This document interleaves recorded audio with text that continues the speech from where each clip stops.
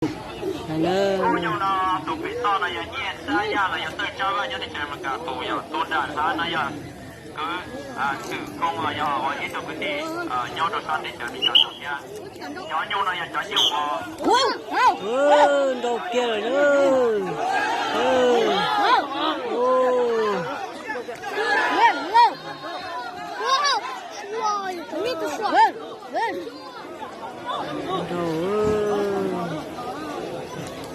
nếu tụi chơi ya mình sẽ nói thế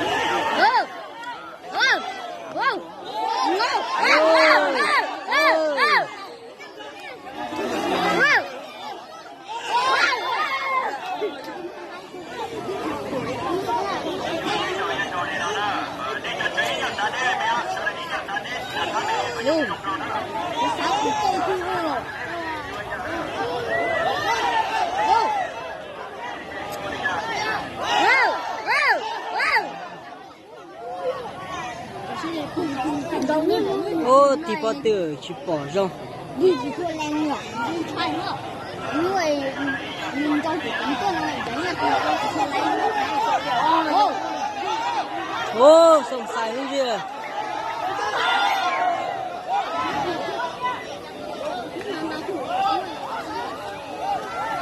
ô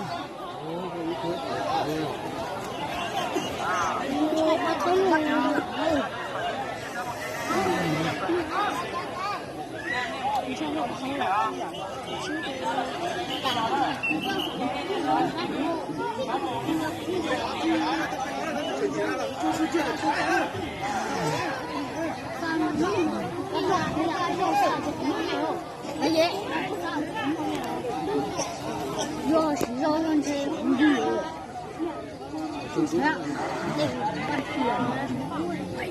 哦哦。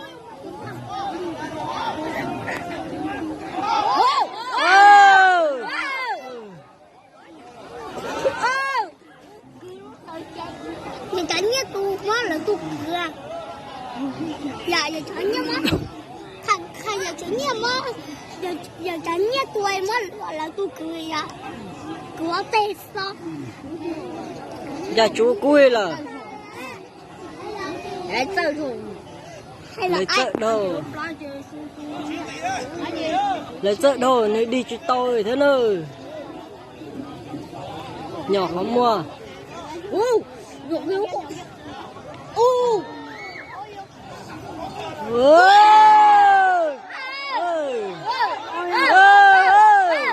，cho con chơi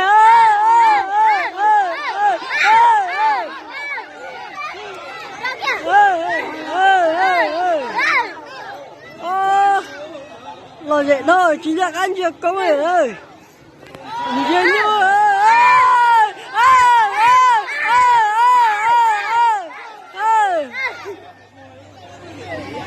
nhỏ không mua lấy tôi thóc cá chơi ơi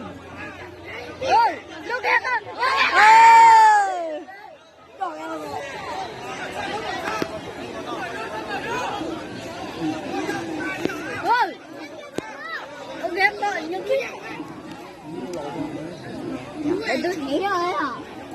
tôi như lâu rồi tôi thấy.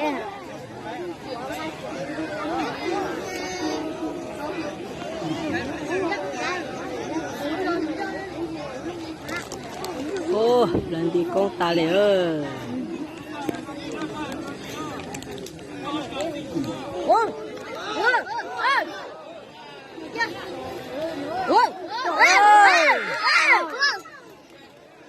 nhỏ ơi nó mà nhỏ không mua chứ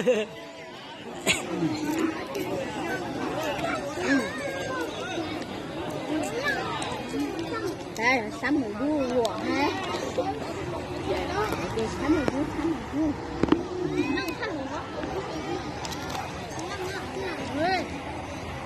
ngu ơi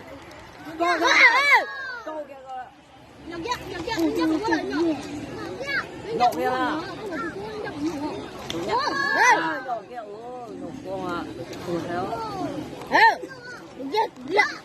thôi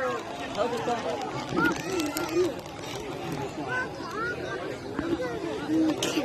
chú ăn có nhiều tượng đấy. Tôi có dân.